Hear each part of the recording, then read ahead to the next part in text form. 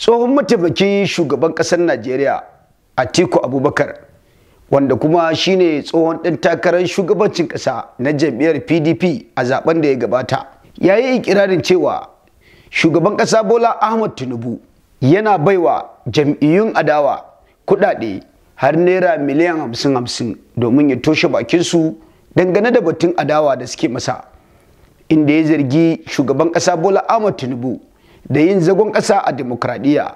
inda yake cewa wannan wani batu ne da ke neman a daƙile ƙarfin 'yan adawa. To sai dai shi ma a nasa ɓangaren tsohon gwamnan jihar Kaduna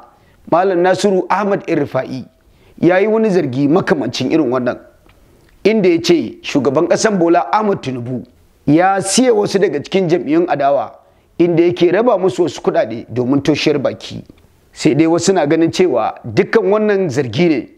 domin kuwa sun rasa yadda za su yi da shugaban ƙasar ne, musamman ganin yadda shugaban ƙasar ke ƙoƙarin tattara dukkan jam'iyyun su koma cikin aljihunsa, ta inda yake ba wasu daga cikinsu mukamai, yayin da yake nuna cewa Najeriya guda ɗaya ce. Abin tambaya a nan shine, shin da gaske ne Bola Ahmed Tinubu shugaban ƙasar Najeriya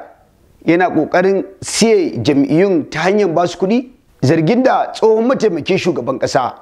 tsohon ɗan takarar shugabancin Najeriya Atiku Abubakar ya yi, shin yana kan hanya? Idan haka ne, ku gaya mana ra'ayoyinku a sashin bayar da ra'ayoyi na wannan shafi.